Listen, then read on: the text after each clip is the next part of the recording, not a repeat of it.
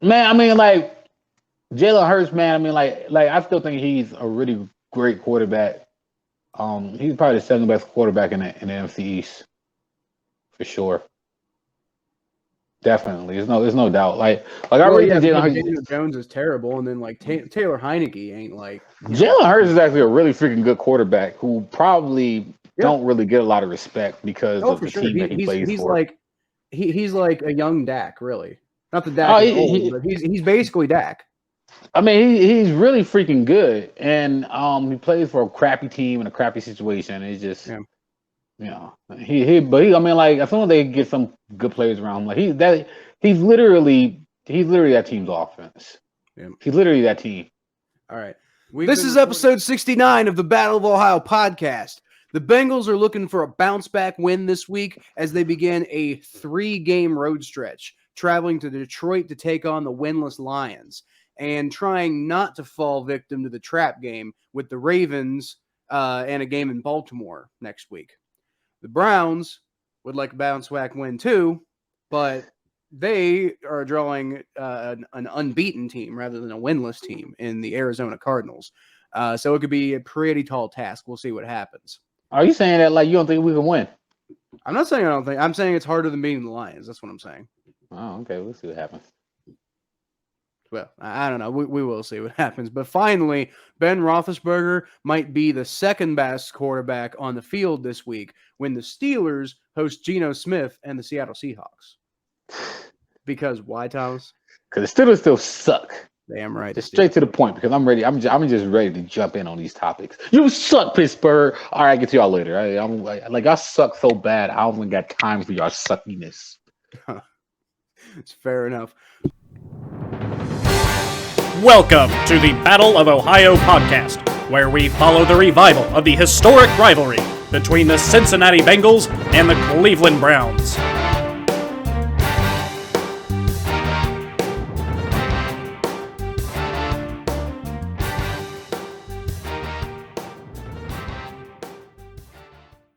What are you drinking today, Thomas? Today I'm drinking a Pure Leaf extra sweet tea. Wow, that's pretty hardcore. The reason why I'm drinking this is because I got confidence that I'm going to be proved right. I have a lot of confidence that I'm going to be proven right this weekend. So I'm just going to say what I need to say, and I'm going to drink my sweet tea. Because I'm telling you, when we drop the next episode, I'm going to be taking my victory lap. Your victory lap about the Cardinals? You'll see.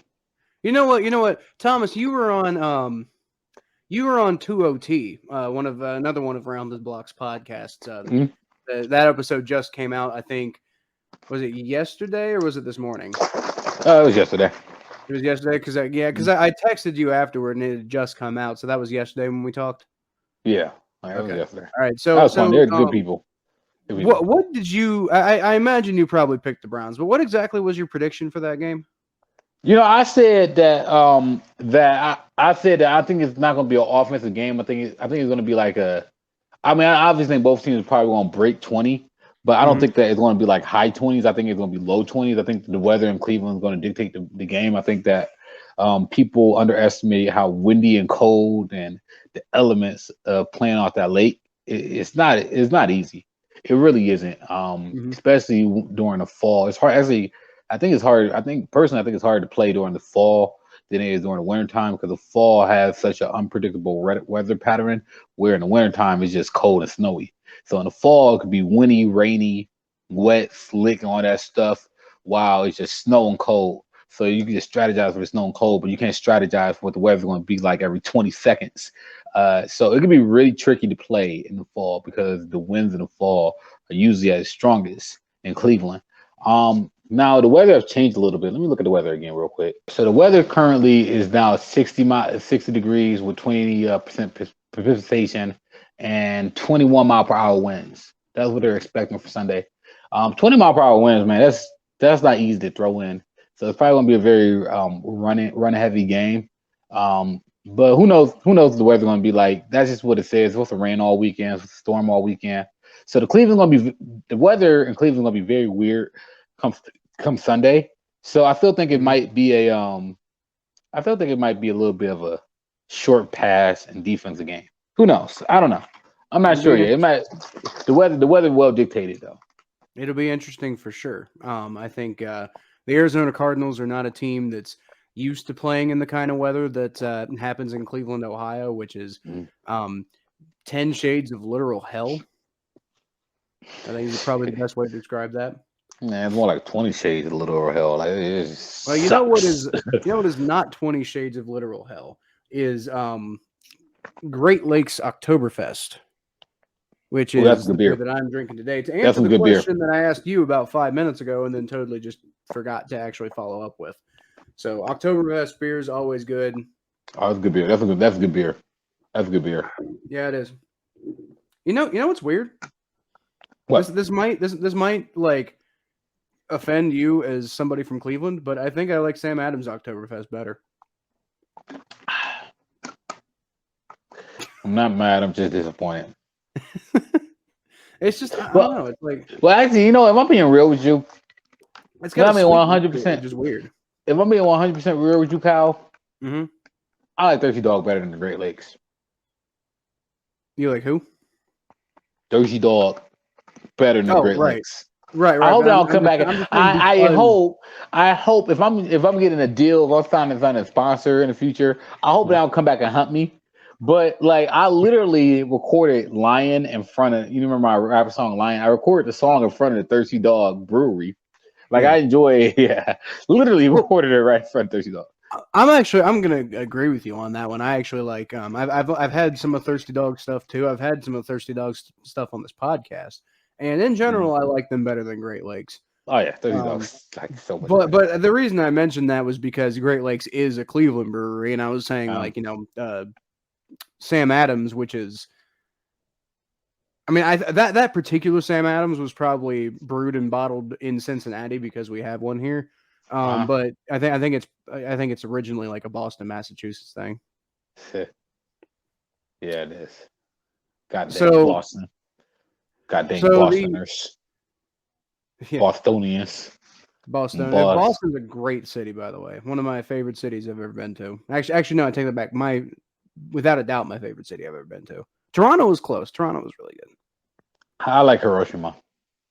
I've never been there. Toronto's the only place I've ever been that's not in the United States. Well, no, I went to Cancun when I was like 6. To Cancun? That sounds fun. Yeah, I was 6 though. Why would you go to Cancun when you're 6? Because that's what my parents wanted to do. The only thing I remember there was like a donut buffet that they had at our hotel, which has nothing to do with like Mexico. That's just I remember that, and I also remember my dad doing the Macarena on some pirate themed like boat cruise, which was weird. What was the best thing about Cancun? The donuts. I was 6. Going to Cancun at 6 is like celebrating Halloween at 80. For the first time.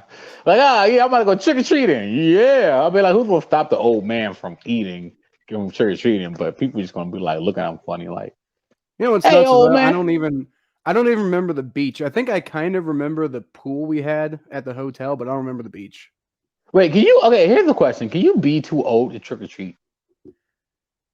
Well, like, I mean, sort of, yes. I mean, like, is it illegal? For a 27-year-old man? No, it's not illegal to, like, I mean, you can trick-or-treat at any age you want, but at a certain age, you're going to start getting turned away by a lot of houses. So it's frowned upon, but, I mean, it's free candy. God damn it. Right, but you can go. I'm just saying, like, your trick-or-treat success rate kind of decreases with age. As long as I get some candy. I mean, like, look, what is wrong with wanting free candy? I mean, it's free. I feel like if you're like really old, you're probably more likely going to get like people who are just like, oh, grandpa, let's give him some candy because he's out here being adorable. like, I mean, I feel like if me or you tried to go trick-or-treating, we'd probably get a lot of people who like slam the door in the face unless I go with Murph, which is probably what's going to happen. They might give me some candy in the process, and then like, that's great. But like, like an 80-year-old dude, it's just adorable. Anything 80-year-olds do that's like not cranky is adorable. So you telling me that Ben Roethlisberger is old enough to go trick or treating? Oh, he thinks he's still a quarterback in the NFL. Let's give him some candy. I think Ben Roethlisberger is too old to go trick or treat. Every single time, nah, man. It's just funny because Ben Roethlisberger's dressed up in a costume. That's an amazing pick, by the way. I was thinking about. I was sitting at work today. I was thinking about making the Eagles my big upset of the week this week because the home team always win on Thursday night. Thomas, Ben Roethlisberger goes trick-or-treating every week in the NFL. You see, he's out there dressing up like an NFL quarterback. Yeah, but the thing is, Ben Roethlisberger be giving out candy to people all the time. He'd be giving people candy interceptions. Yeah, that's true. That's true. He's like, you suck, Pittsburgh. He's like one of those teenagers who thinks they're too cool to go trick or treating, but they still want to dress up. So they convince their parents to let them hand out candy, and then they dress up in the process. Hey man, let's get into these Bengals, man. Let's get into these Bengals. Well, I think we got a little bit more to talk about with the Browns, right? I mean, we have really. Oh, you want to start with the Browns? You want to start with the Browns this week? The Browns. You were talking about the weather and everything.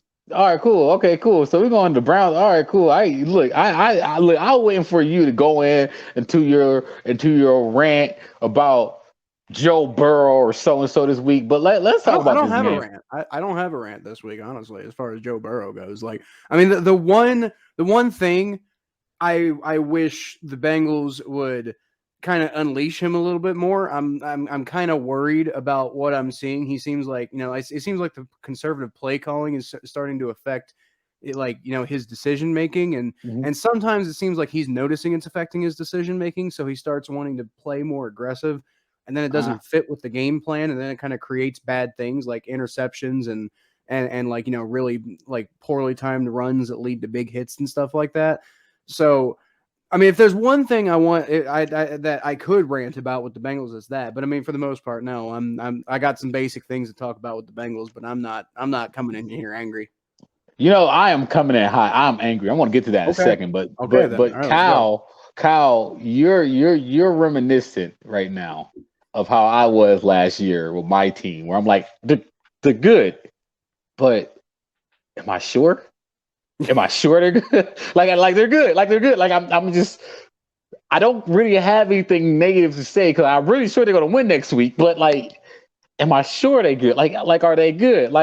You're just so you're over the hump of the rebuild. You're over the hump of the rebuild. Here comes the good part of the rebuild, where you start to see all those years of losing starting to build up to something special. That's what you're about to see with the Bengals. That happened to the Browns last year. It's the same. You're very calm about it because you don't know how to react to it. You're like, wait, am I jumping the gun? Is it too good to be true? No, the Bengals are good this year. They're legit. Let's see what happens next time they lose. I'll probably come in hot with a rant then. I'm just saying right now, I already ranted about what happened against Green Bay, and at this point, I'm just like, let's move on. Let's go to Detroit. Shit. All right. So anyway, the Cardinals. Now the Browns actually. You know what? The Browns fan base. The Browns actually didn't play a bad game on Sunday. Excuse me. And I really think that the Browns really didn't play a bad game on Sunday, and I really do think that what's really just frustrating me about the Browns right now isn't even the Browns, it's the media and the fans. I mean, Cleveland's don't know how to react to stuff. I mean, the reality is our star receivers coming back from a ACL tear, and our quarterback is playing hurt. And we have one of the most efficient offenses in the NFL. The Browns scored 42 points in the shootout against the Chargers, where they were literally probably one or two plays from winning the game. I mean, last year in week 5, we got blown out by the Steelers by almost 30 points. The growth in the NFL is insane. There's so much time left in the season. There's no need to panic because the fact of the matter is you have a very talented team. And the thing is that you're hearing the media criticize things that don't really need to be criticized. And it's so frustrating to me, the things that I'm hearing. Is Baker a clutch quarterback? Oh, is Baker this? I mean, what the hell does that matter? Like, honestly, what does that even matter? Because if Baker comes out and win a Super Bowl this year, what are you gonna be saying? Huh? I'm really confused by the narrative that we're trying to paint here. So now we're hearing reports that they should trade Odell Beckham. And I gotta say, pump the brakes. And this is why I'm saying pump the brakes. Because Odell Beckham only played 3 games after coming back from a freaking ACL tear. Like, this is not rocket science, people. You come into a new system, you have a new coach, you have a new quarterback, you're trying to learn everything, you come back from an ACL tear, and it just shows that things don't click. The problem isn't the fact that Odell Beckham's a bad player, that he has an attitude problem, because his attitude has been fine. He's been practicing. He's been doing everything he needs to do. The thing is, things aren't just clicking. And the Browns can either trade away this great talent and say, all right, you know what? We give up on this great talent. We have this tremendous talent right here in our laps. And we can't help him. We can't do anything with this talent. So let's just give away this talent. Like, how stupid is that?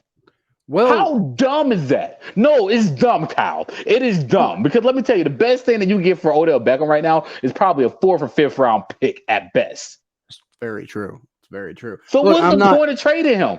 I'm not saying. Look, the point of trading him is getting rid of that contract. Honestly, what does it matter? You still gonna have that contract this year. Just keep him this year. But okay, maybe. Well, you're gonna trade him this year? But I mean, if he's even doing anything. But I mean, at the end of the day, if you he's blocking for you, if you get rid of him before like next year, everything kind of like happens, you're gonna save $15 million on the cap. He's not worth $15 million. He's just not. The way he's with what he's been doing, he's just not. Like the old Odell Beckham Jr., absolutely worth $15 million. The one we've been seeing for the last couple of years, it's not worth that on your team. You could get, you could have like 3 receivers who can put up more than what he's doing. Well, the whole thing is the Browns haven't had 3 receivers that can do. In fact, Odell Beckham single-handedly beat the Dallas Cowboys last year. That was last year. People and here's the thing that really frustrates me, and brings me my biggest point about Odell Beckham and Baker Mayfield. People have selective amnesia when it comes to Odell Beckham and Baker Mayfield. It's so selective. It is freaking frustrating. Literally, it is just so true. People, what they do is they pick and choose stuff to support their narrative. Everybody does it. I pretty much do it too. But I am real. I keep it 100. And I'm proud enough to admit that, yeah, I do have selective amnesia and stuff. But it's funny that we're up here saying that Baker Mayfield isn't a clutch quarterback. But let's just forget the first game that he won. The first game that he comes in down by 14 against the Jets, he leads the Browns back to a win. Oh, the Jets. Okay. Let's talk about the second game he played against the Baltimore Ravens, who had a really good defense back then. And Baker Mayfield comes in and just the first game that he ever starts and after the second game he ever started, leads the team back against the Baltimore Ravens with Hugh Jackson as his head coach and wins the game in overtime against the Baltimore Ravens. Let's fast forward to next year when he had Freddie Kitchens as head coach. What did he do with Freddie Kitchens as head coach? He goes against the Bills. The Bills is his new hot team, and the Bills is his new hot team that's going to freaking light up the league. The Bills is his new hot team that's on his win streak. What did Baker Mayfield do? He leads the Browns on a game-winning drive in cold, windy Cleveland conditions against that great defense and throws a game-winning touchdown. But Baker's not clutch. Let's fast forward to next year against the Bengals. What did he do? What did he do against the Bengals? He threw 5 touchdowns. He didn't miss a single pass against the Bengals to win that game. Dropped it right in the bucket to Donovan Peoples-Jones. Oh, Baker Mayfield can't be clutch. Selective amnesia. Let's overanalyze Baker Mayfield on the first 5 weeks of the season. Even though last game he threw 302 yards with 2 touchdowns and no turnovers, even though he had the lowest turnover rate in the league right now, let's over-criticize Baker Mayfield and say that he's not this, he's not that, he's not this. And then people in Cleveland are so stupid that they're falling for this BS. And then we have this receiver who's literally coming back from an ACL tear.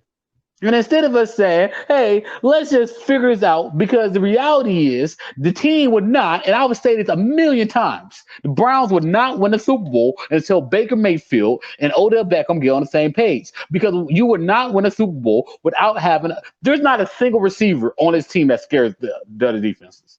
Jarvis Landry is good, but he ain't great. Odell Beckham's ceiling is higher than any other receiver on this team. And that is a fact.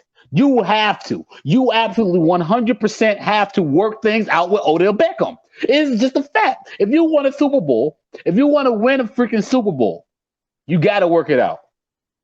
I want a Super Bowl. I know that. I see that.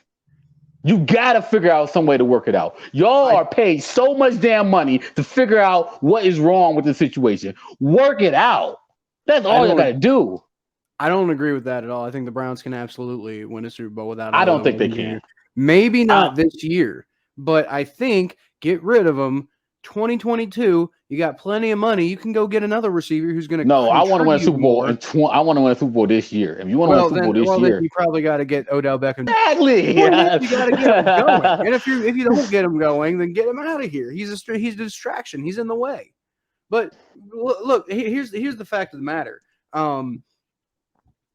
Regardless, like, everybody can speculate about whatever the Browns should and shouldn't do, but from what it sounds like, there's a report out that was put out there by The Athletic, which, you know, the Athletic's pretty reputable organization. I wouldn't question their sources, at least presently. I've never heard them suggest something that wasn't true. No, they're good. But it sounds like the Browns are getting ready to part ways with Baker Mayfield. With Odell Beckham Jr. That this very well could be his last year in Cleveland. So if that's the case, trade him. Because if you wait till the end of the year to trade him, he might not have any trade value at all. Like, I mean, you're like, oh, well, we're only going to get a 4th round pick for Odell Beckham Jr. right now. It's like, yeah, but if you wait until the end of the year, you might not get like a 7th round. You might not get anything because they know that he's going to get cut. And, you know, nobody. I say you still risk. I don't think you should trade him. I don't think you should trade him this year. I think if you want to part ways with him this offseason, fine.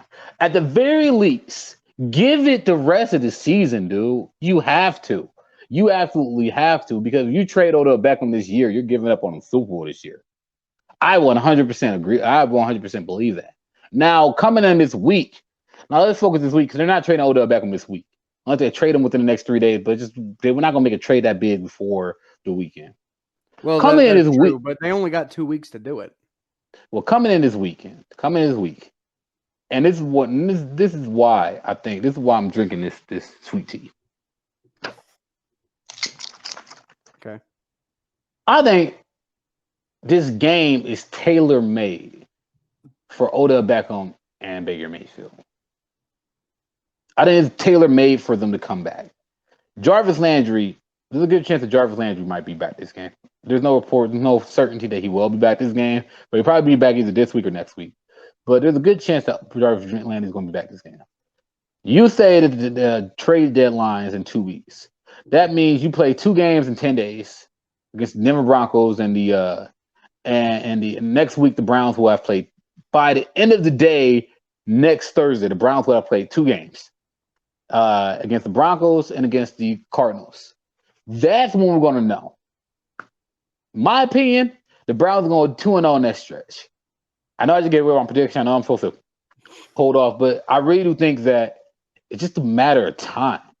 I just think it's a matter of time until those two click. I just think it's a matter of time because it just makes so much sense. I just think it's just a mental thing. Honestly, I really do think it's a mental thing. And I think as soon as they click, I think as soon as Baker Mayfield and Odell Beckham finally click, the rest of the league's going to be put on notice. And it's coming. So you think this game with the Cardinals is tailor-made for Baker Mayfield to have or for Odell Beckham Jr. to have a breakout game? Yes. Okay, so my main I have a reason why, by the way. What? My main pushback against that is, this Cardinals defense has been really good this year. Yeah, they're top 10 in sacks, interceptions, passer rating allowed, first down percentage allowed, and points allowed. So how's, I mean, if Odell Beckham Jr. is going to have a breakout game, he's going to need to get in the end zone a lot, and the Cardinals just don't let that happen often. I think this game is a great game first of all, for one, we talked about the conditions and the weather, but two, a big thing that's going on with the Cardinals is the Cardinals are having problems with COVID, where they have to worry about certain issues with practice and other stuff like that, and rotation. They have a lot of injuries on that team right now. There's a lot of problems with the Cardinals in the house right now, and they got to travel out east, Cleveland, in cold, cloudy Cleveland. The Browns are a physical team. Odell Beckham is a physical receiver. Punch them in their freaking mouth. Punch them in their mouth. Go out there and punch them in their mouth. They ain't ready for it. They don't even have Patrick Peterson anymore. This is literally what I mean is the Browns gonna come out playing angry. They don't come out playing with something to prove, because Baker Mayfield and Odell Beckham, they're very powerful people, and they get their emotions. And in fact, sometimes I think they like drama because they strive for the drama. They're not going to sit here and just let these stats prove them wrong. And you think that hearing a team being 5-0, the team having one of the best defense in the league, Kyler Murray, you think all that scares them? This is the AFC North, baby. You know damn well they're getting ready for this game, thinking in their heads. Nobody in the NFL. I can't wait. I can't wait to smoke these cats. The Browns gonna put the league on notice this weekend, and that's why I was gonna say on this podcast I'm gonna change my prediction around, because I said it's gonna be a low scoring game, but I got a feeling the Browns are gonna make this a lot of fun on Sunday. It's gonna be interesting seeing how the Browns. I think the Browns are gonna make it a lot of. I think the Browns are gonna make this a lot of fun on Sunday. I think the Browns are gonna make this a lot of fun. What I'm watching for is how that Browns defense handles the Cardinals offense, because that Cardinals offense has been high flying. Like they're averaging, like, I think over 30 points a game right now. Mm-hmm. And the Browns defense, on the other hand, has not been perfect this year. But I mean, when they've been on, obviously last week against the Chargers was terrible, but that's the Chargers too. Yeah. But I mean, when they've been on, they've been on. They've been better at home. They've been a lot better at home for one.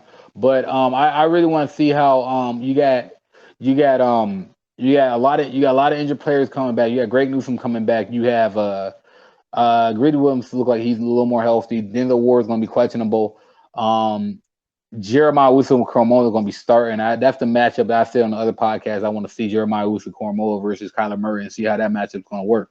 But yeah, I think that defense is going to be interesting. It's going to be a fun game. It's going to be a lot of fun. I can't wait to have my beer or my seat and just sit there and just enjoy the game on Sunday and enjoy the horrible weather. I'm going to be wearing a thick jacket, that's for sure.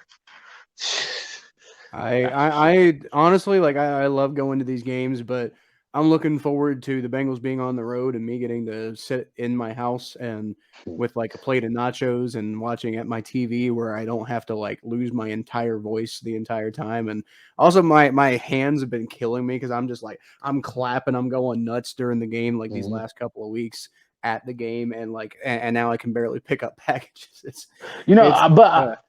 Well, I mean, I really want to say one more thing about the Odell Beckham thing. I really don't think that Kevin Stefanski,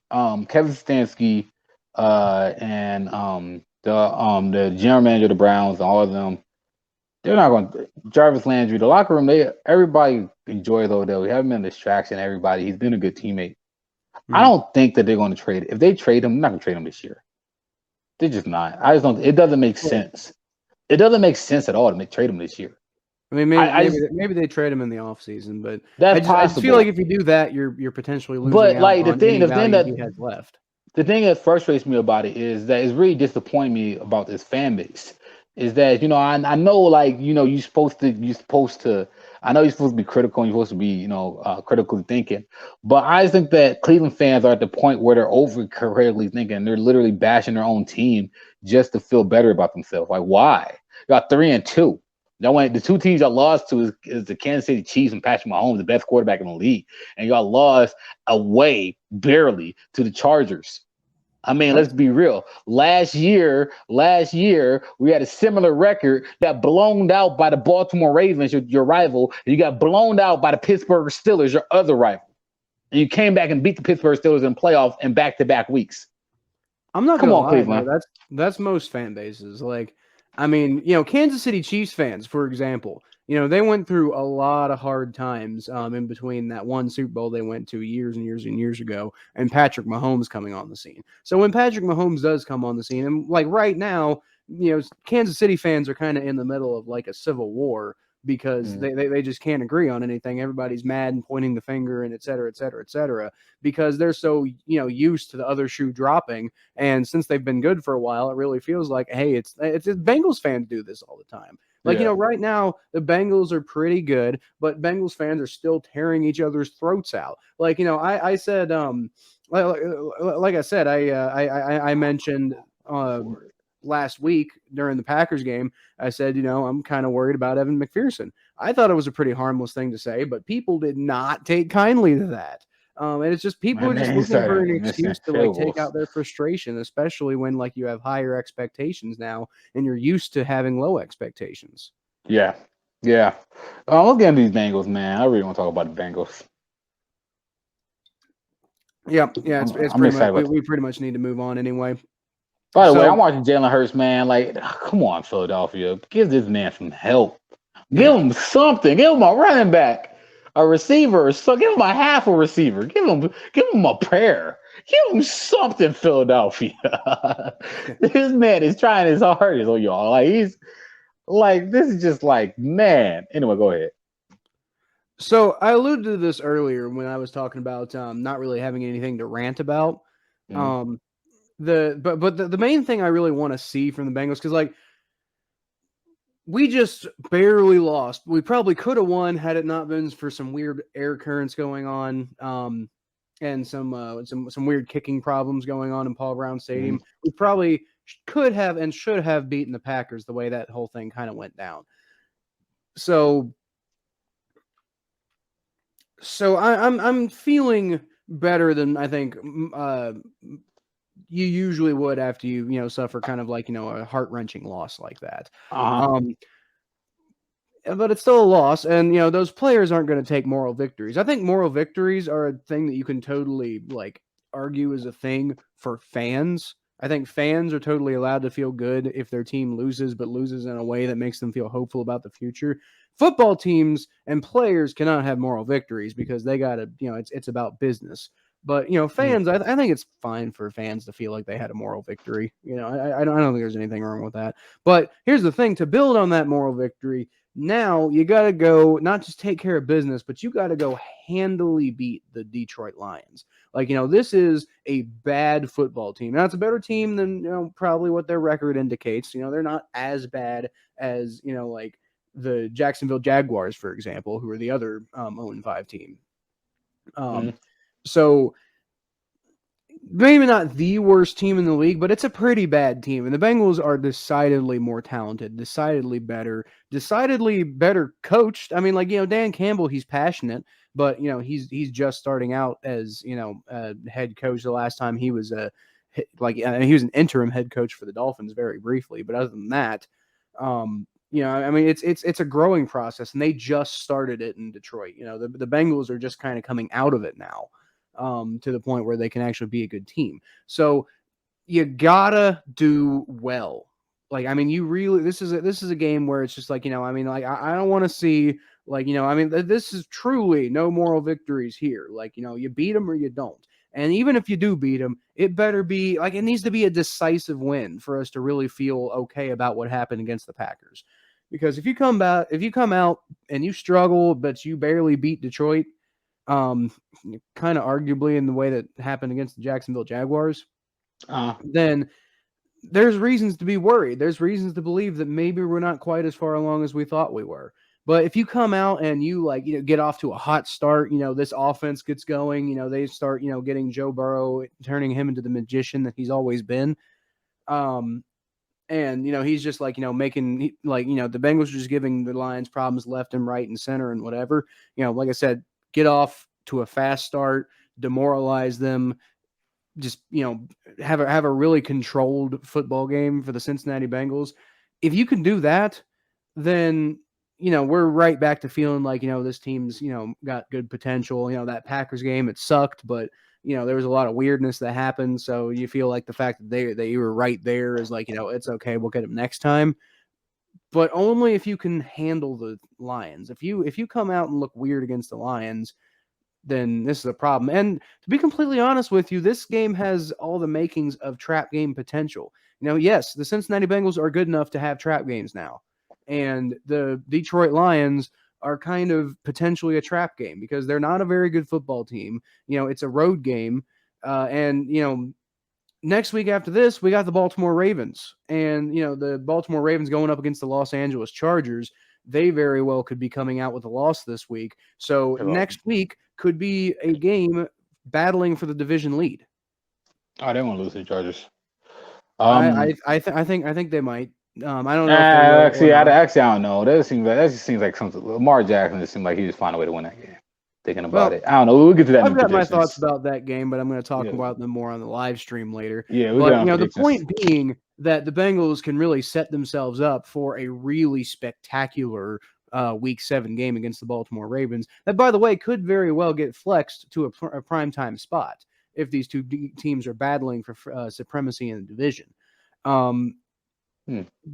But all of that, like for all of those feel-good narratives and et cetera, you gotta put them away. I mean, you can't just sneak out of Detroit with a win. You gotta put them away, especially when you've got the whole Penei Sewell versus Jamar Chase debate is going to be, it's being talked about all week here in Cincinnati because Penei Sewell's out there on the Lions. He also hasn't been playing super great. He's had some ups, but mostly a lot of downs.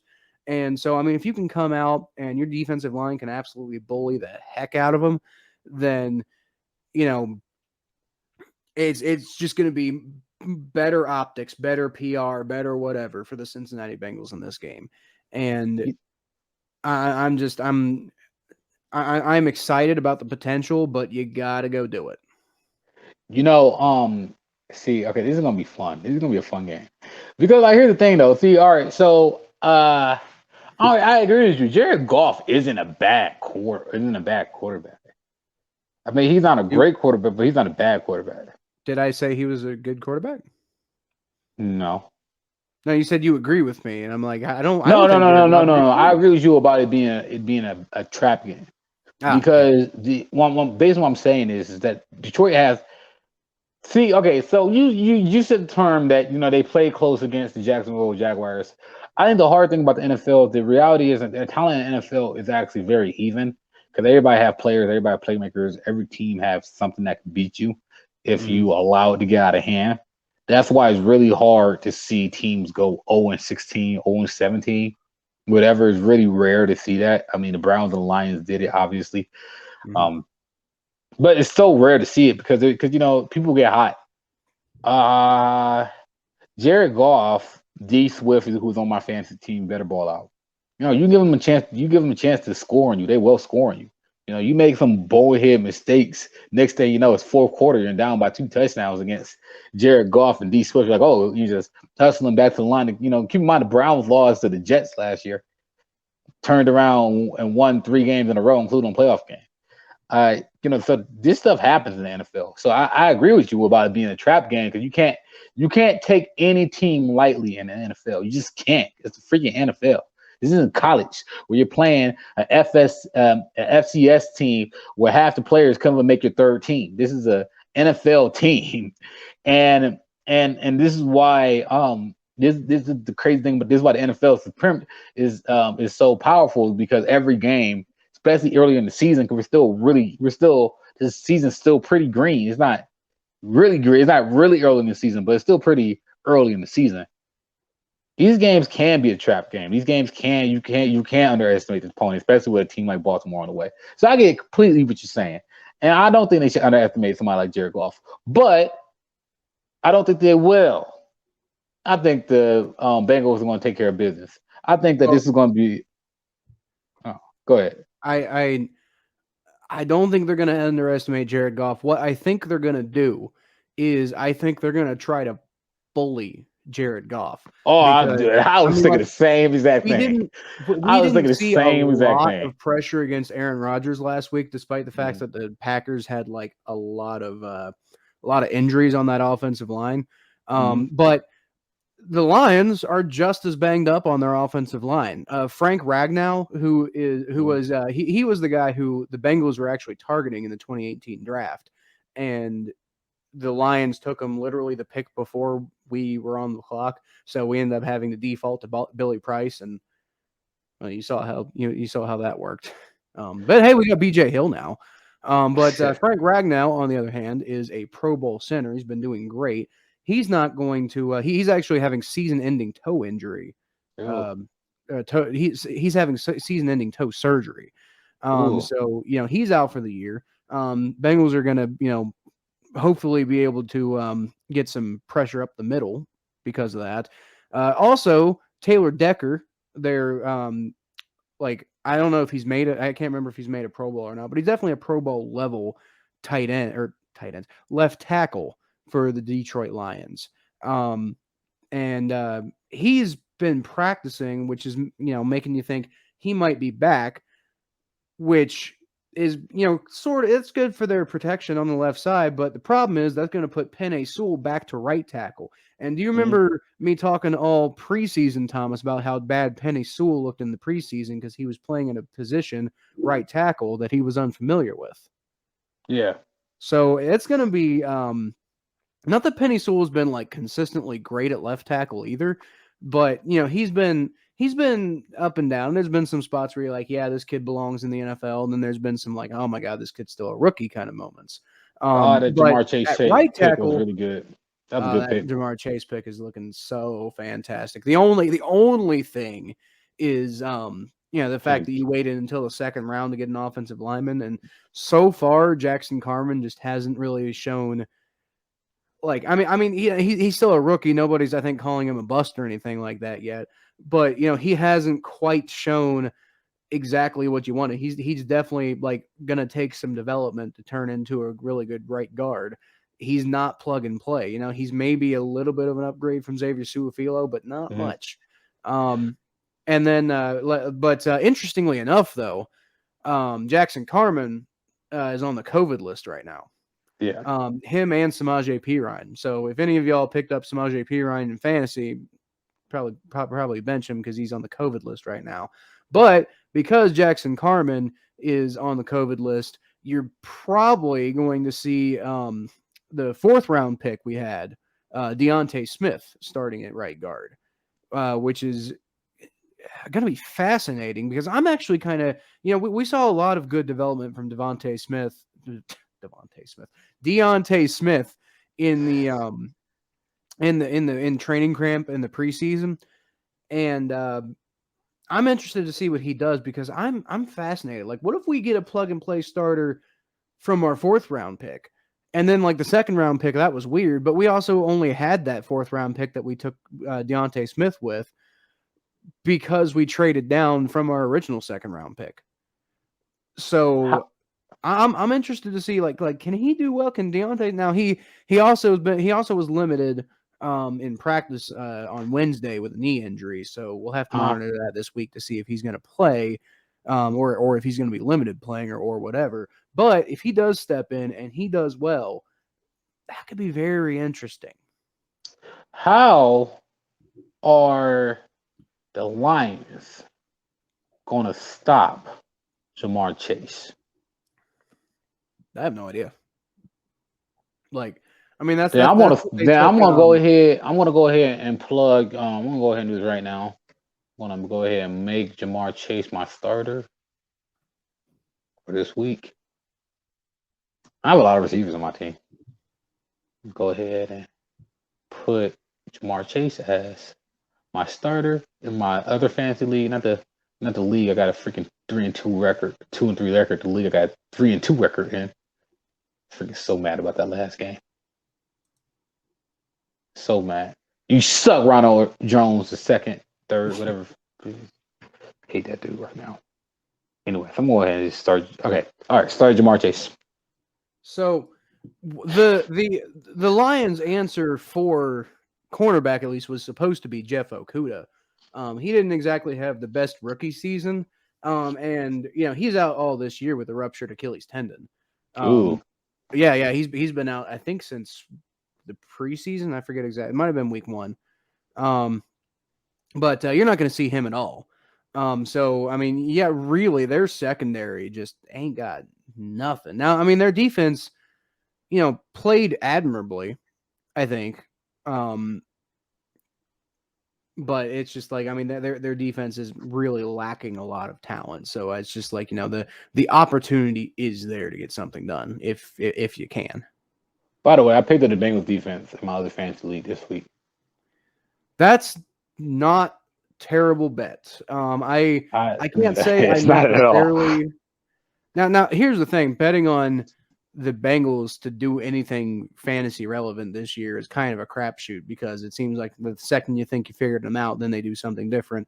But I'd say probably playing against the Lions is a pretty safe bet this week. Yeah, there you go. That's why, because the Saints got to buy. But I might sit Nick Chubb, because I'm not sure if Nick Chubb is healthy. You have Kareem Hunt? In our league, I do. My other league, I don't.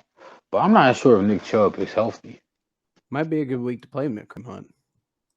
But anyway, speaking of fantasy, we can probably go ahead and move on to talking about the fantasy league because that's pretty much all I got for the Bengals.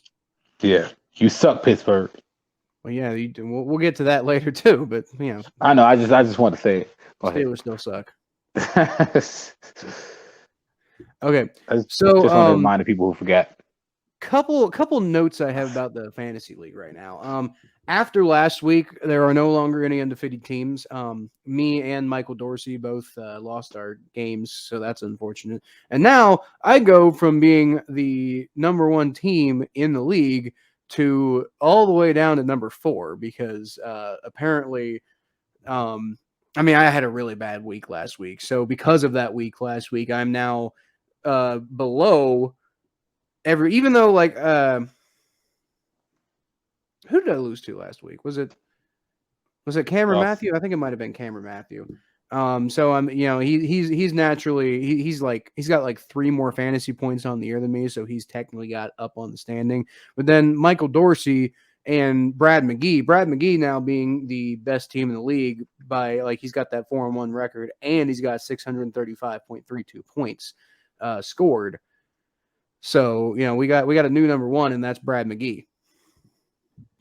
Oh, Brad was got to go. Oh, he was a great guest, and now he's up here messing us up in fantasy. Yeah. The annexation of Puerto Rico, which I believe I forget who ran that play, but that was some famous football play. Stop showing me the Toyota. I'm not going to buy a Toyota. Sorry, I'm watching Thursday Night Football. They're doing the promotion of a car. Now, Toyota. I do have a chance to kind of turn things around this week because I am actually one of the higher projected teams this week as far as fantasy points goes. I was. I still am. I'm projected higher than everybody except for the bot, which is stupid. Yeah. And then everybody beat the bot.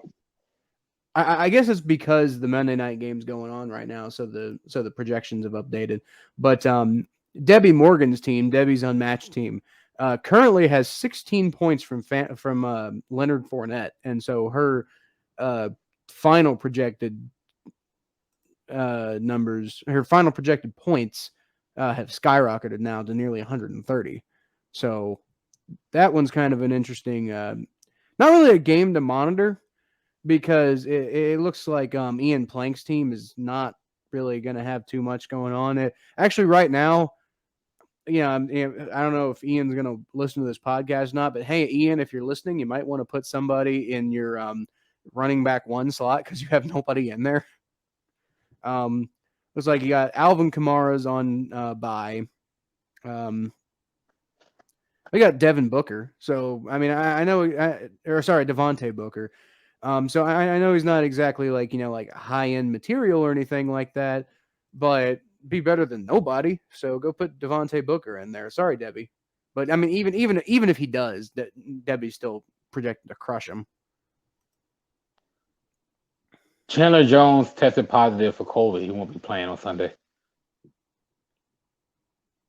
I'm sorry. I was looking at the Thursday Night Football. They're talking about the Browns-Cardinals game, and they're talking about the players for the Cardinals that won't be playing. And that just broke, and I'm just like, I just can't wait. The Browns are just gonna. So who all is not playing? Actually, you keep on talking about fantasy while I get that list up. Okay. So my last little thing that I want to point out is and I did this to Thomas last week, so I feel like I have to be fair and do this to myself this week. Yeah, do it to yourself. But no friendly fire off. Friendly. I'm not doing that. I'm trying to be fair here. I really am. But I'm playing against DJ McNutt from Dunder Mifflin Knights 740, and he currently has Mike Davis, the Atlanta running back, in his RB2 slot. So, DJ, if you're listening to this, I mean, if you want to keep him in there, I'm not going to complain because that'll be an easy win for me. But what you should probably do, well, shit, never mind. What I had written up, but I didn't realize that this is not relevant anymore.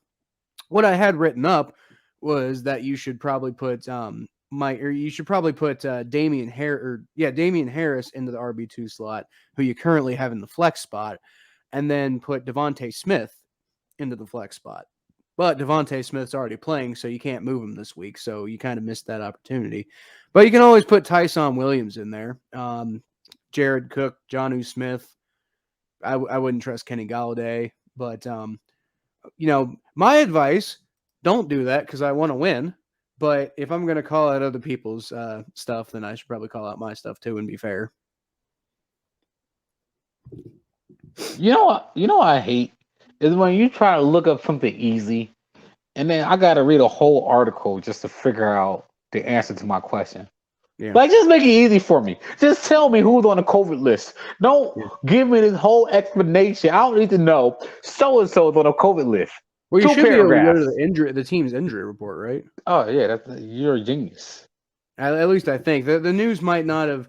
If that news just broke, then it might not be updated on the Browns website. No, it didn't. But currently, Darren Danielle, it says 2 players, right? I believe it was 3. I thought I got 3, but currently it says 2 players. So Darren Danielle and Chandler Jones. Chandler Jones is their pass rusher, right? Yeah, isn't that a pass rusher? Yeah, he won't play Sunday. That is unfortunate for them. Thomas, you are currently projected to lose. The first. Well, okay, you're not going to lose because I'm going to tell you right now. You should probably replace Dallas Goedert.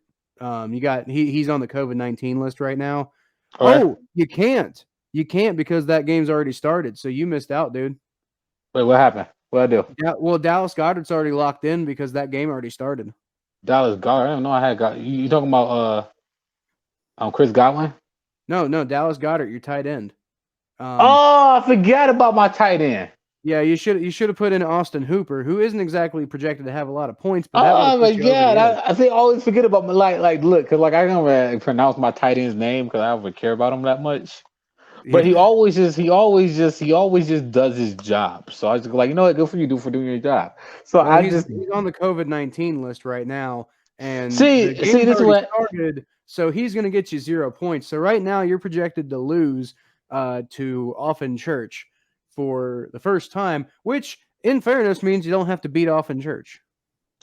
Nah, Chris Godwin got me. By the way, yeah, he is. I'm cold. I'm looking at it. You know what's frustrating about that is like I said, I always expect people to do their job. I always expect people to just do their job so I don't have to worry about them. Why didn't you do your job, Dallas Goedert? You just had to go on the COVID list. Because he probably came in close contact with somebody who's got COVID. Because I'm not hearing that he actually does have COVID. I'm not going to lose to Offen Church. Well, It's well, that remains to be seen. You missed an opportunity with the tight end, but we'll see. Maybe. First, though, before we go on to the state of the AFC North, we're going to do something a little new on the podcast here because we're starting to grow, and I figured I'd use this opportunity to tell you guys about NordVPN, which I don't think I have to tell you because they're all over the place. They're on everything. Like every time you open a YouTube video, okay, not every time, but like half the time you open a YouTube video, somebody's talking about NordVPN, right? But I mean, it's for a good reason because they do a lot of good work. This is the absolute best, sleekest, easiest to use VPN out there. Trust me, I was wanting to get a VPN for a while, and I tried a few different VPN services. I ended up settling on NordVPN because, like I said, it's easy to use. It's really easy to figure out. I mean, like you literally just download it, click it, open it, and you click a country, and suddenly your server is in that country. So you basically get to pretend like you're in that country. It's fantastic. It's just so much easier to use. Like every other VPN I've used, man, is just it's just so complicated. I don't know.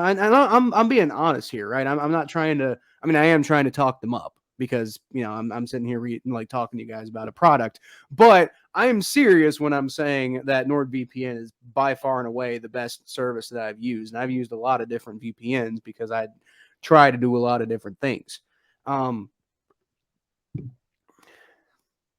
get a little bit weirded out by everybody with even a basic knowledge of how to access or a basic knowledge of like internet systems potentially having access to my personal information. I don't like that. Not to mention there's the benefit of having access to regionally blocked things on the internet. Like particularly there's this really great service out there called NFL Game Pass International, which is NFL Game Pass but international. It's oh my god, that sounds sweet. Yeah, well, yeah. What it is it's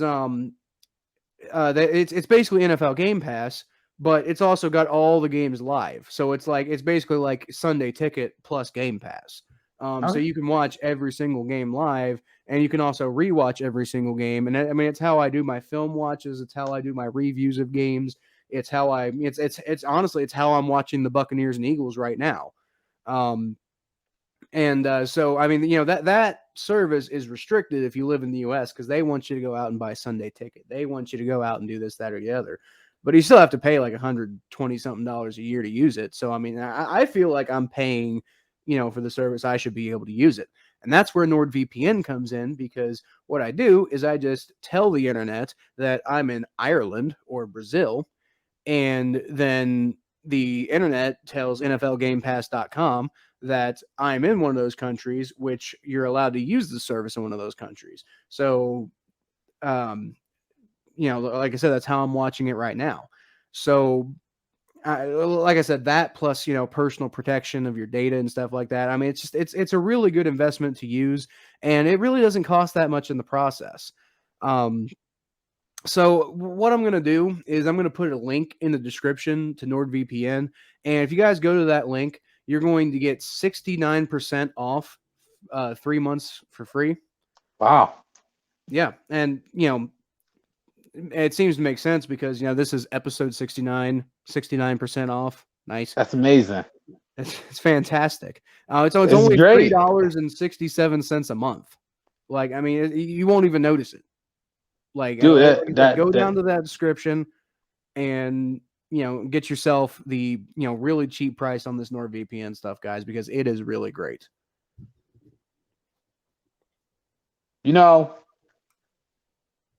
All I got to say is that sounds like a wonderful engine to use. It is. It's pretty great. I'm going to try it out. You should, Thomas. What you should do is you should go down to that link in the description and try it out. Will I get 69% off? You will get 69% off, actually.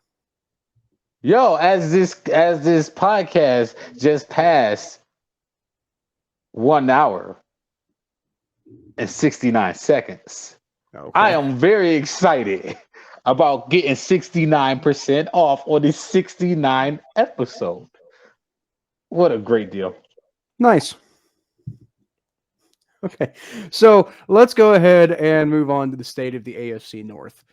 So I mentioned before that the Ravens got a game coming up with the Chargers this week, and if they lose, then and the Bengals beat the Lions. So if the Bengals beat the Lions and the Ravens lose, then you potentially got a battle for supremacy in the AFC North next week between the Bengals and the Ravens. And whoever wins that game is going to be pretty much alone in the division for the division race. Man, I'm going back and forth on this game. I can't wait to get into predictions to actually really deep dive into this game because I'm really going back and forth in this game. Because, let's be honestly, the Ravens should have lost to the Colts. They should have lost to the Colts. They did lose to the Lions. The NFL just won't admit it. They probably should have lost to the Colts. I just think that the Chargers are gonna be on a high horse. I mean, Lamar Jackson is a phenomenal athlete, and I gotta give him his respect. As much as it hurts, it hurts me to say it, but yeah, he's phenomenal. Now, the thing is though, is he's turning that ball over at a very substantial rate. Yeah, I think that it doesn't seem sustainable. It's not sustainable. It's not the way they're operating, the way they're playing. The Ravens, how I keep on saying the Browns and the Bengals long term are going to be okay.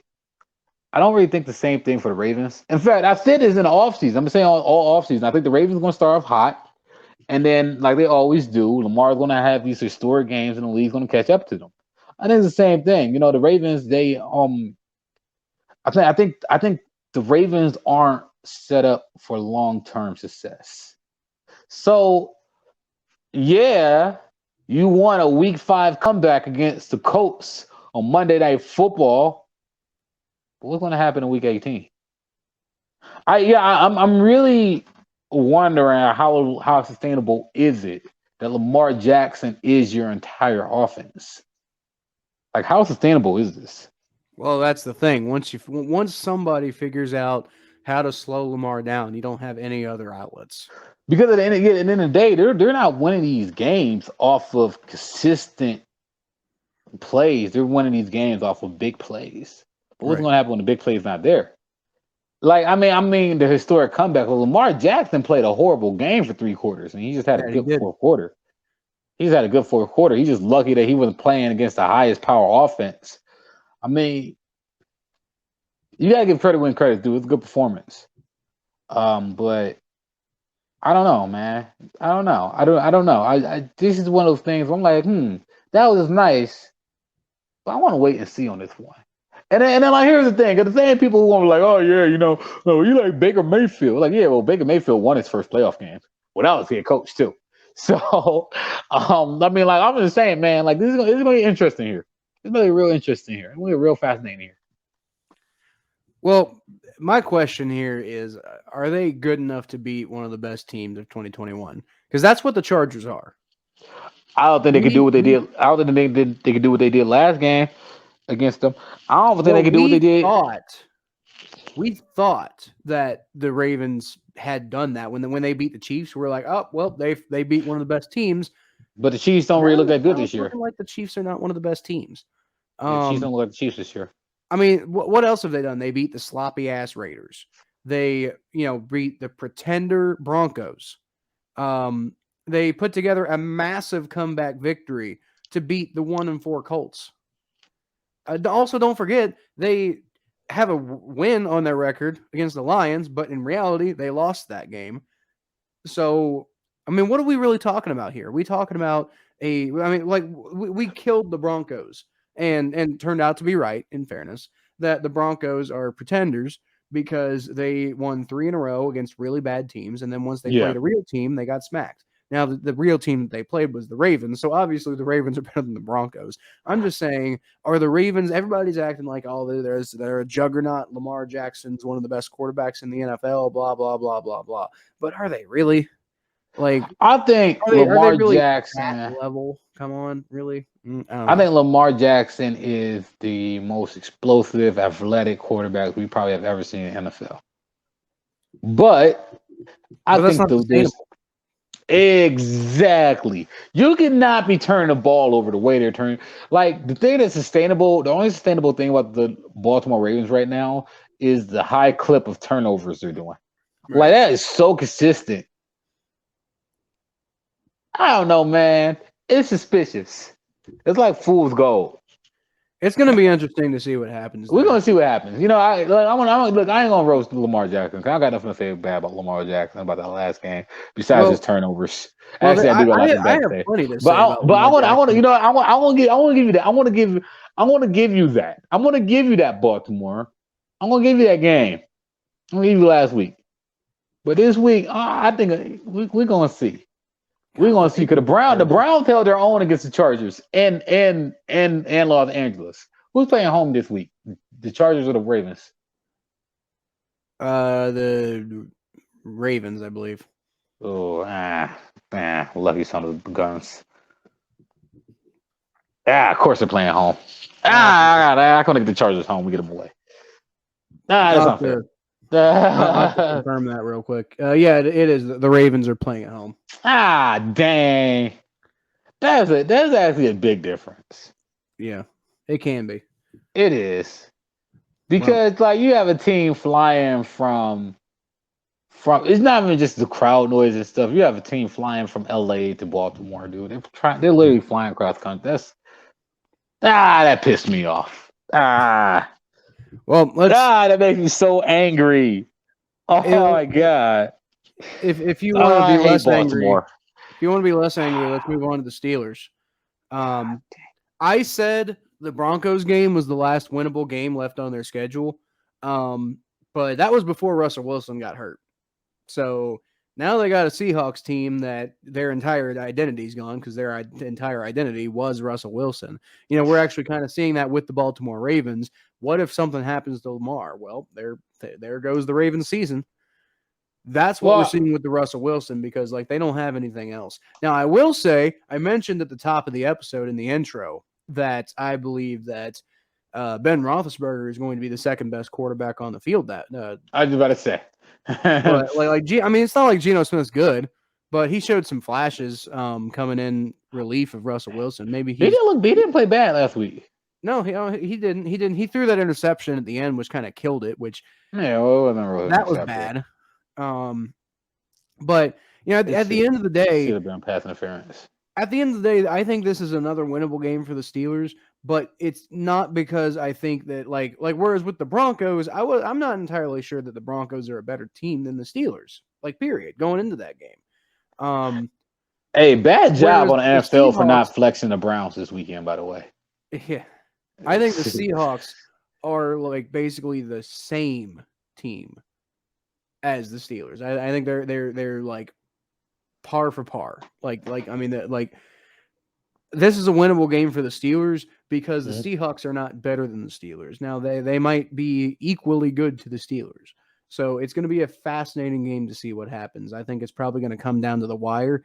And because it's going to come down to the wire, I think that's exactly why the Steelers might lose, because I don't think Ben Roethlisberger's got what it takes to win that way anymore. But we'll see. I'm just looking at it right now. Man, honestly, Geno Smith didn't look that bad last week. Nope. He really didn't look that he came in the game, he did what he was supposed to do. You still got to. You know why I don't. The reason why I'm not worried about Seattle coming to this game is because I just think DK Metcalf is just an unstoppable force. And I think Geno can get the ball to DK Metcalf. I'm not just saying that because DK is on my fantasy team. I'm saying that because DK is on my fantasy team. What's unfortunate is it seems like the Steelers are about to go into the bye week 3-3 after, they had such an awful start. Well, we'll see. But we'll see. We will see. But I mean, we get them next. We get them in 2 weeks anyway. That's about what I was about to say. Actually, after the bye week, they have to play the Browns, the Bears, which the Bears are playing a lot better lately. The Lions, the Chargers, the Bengals, the Ravens, Vikings, Titans, Chiefs, Browns again, and Ravens again. Ooh. If you're considering maybe a few surprise wins, because that's what happens in the NFL is teams win that aren't supposed to win. I see like maybe 3 to 4 wins there. I don't really think they're a lock for this weekend, to be honest with you.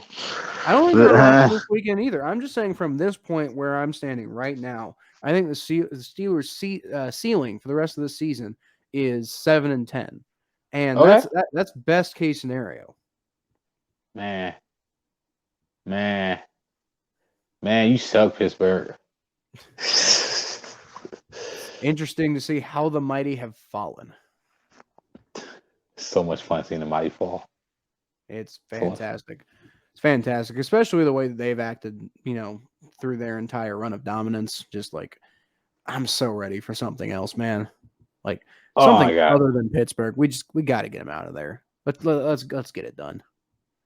Oh, I can't wait. I'm so happy that this is the way that Ben Roethlisberger is going out. It's nice. It's poetic justice. It just warms my heart to see that man get sacked and just have a bad time playing quarterback. Finally, that whole cowboy mentality is like not working out for him, and it's all way too long.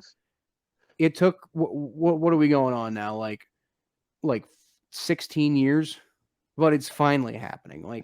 I felt like I've been waiting 69 years for this, and it's just a heartwarming story to just see Ben Roethlisberger.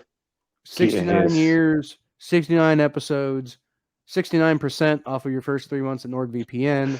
Shoot, Ben Roethlisberger is missing about 69% of his arm strength. Probably more than that. But anyway, guys, that's going to do it for this episode of the Battle of Ohio podcast. Thank you so much for listening. You can always find more of what I do at Kyle Phelps 92 on Twitter, at facebook.com/thephelps. Go check me out on atbnetwork.com. I got some, I'm doing some writing for them. And also this podcast is now part of the ATB network. So go check out some of their other great podcasts.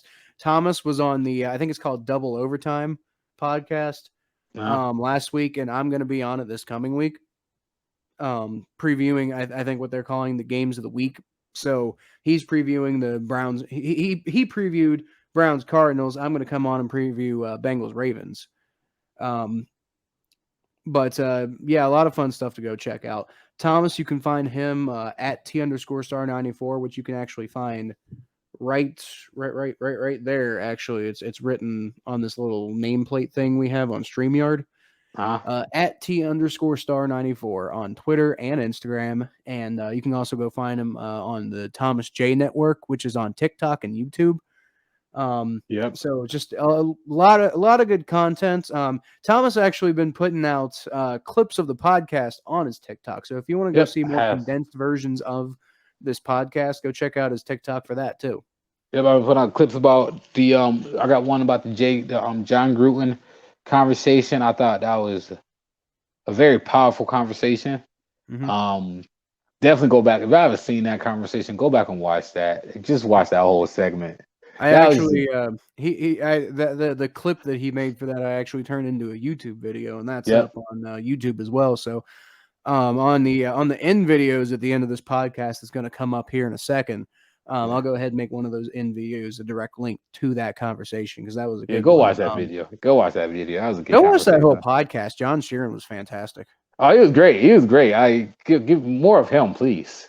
Yeah, hopefully we have. Oh, and check it out November 7th, guys. Come see us on November 7th. It's gonna be a good time.